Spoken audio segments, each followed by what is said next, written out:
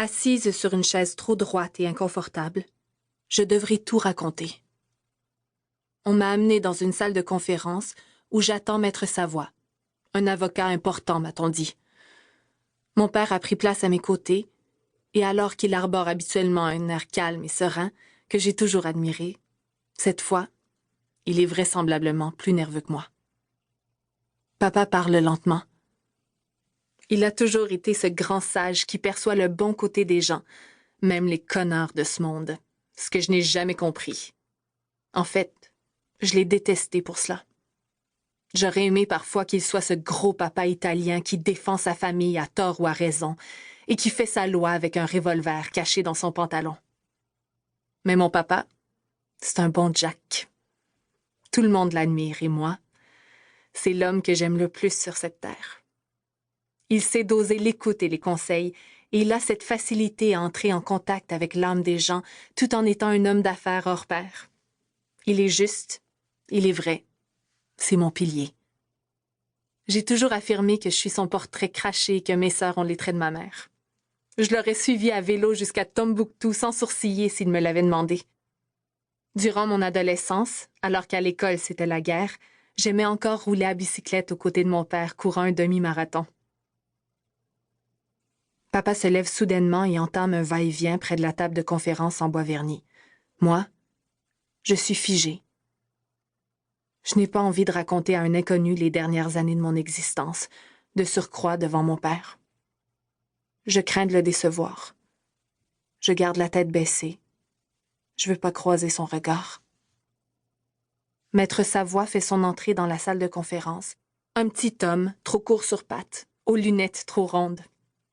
Comment un homme si petit pourra-t-il me défendre? Il ne ressemble pas à l'image que j'ai des avocats, ni aux hommes de loi qu'on voit dans les films américains.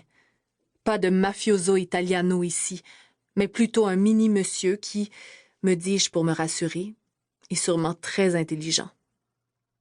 L'avocat, après des salutations protocolaires, ni chaudes ni froides, prend place de l'autre côté de la table et ouvre son ordinateur.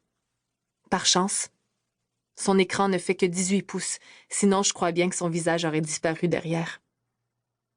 En guise de protection, je suis toujours exempte d'expression, mais je retiens de peine et de misère une énorme boule qui grossit dans ma gorge.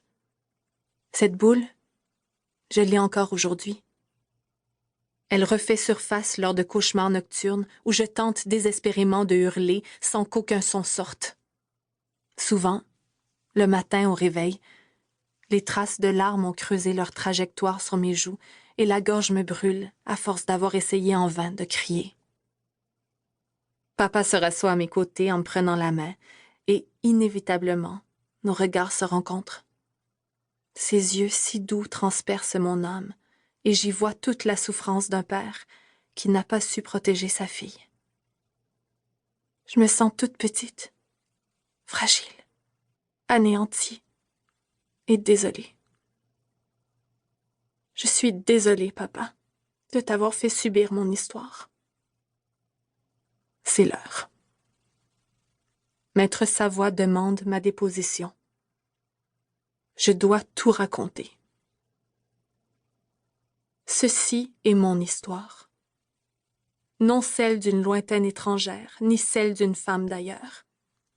C'est la mienne, mais également celle de votre sœur, de votre fille, de votre amoureuse, de votre amie, et peut-être même la vôtre. Pour continuer à écouter ce livre audio gratuitement, cliquez sur le lien dans la description et vous pourrez l'écouter en entier sans frais grâce à l'essai de 30 jours d'Audible.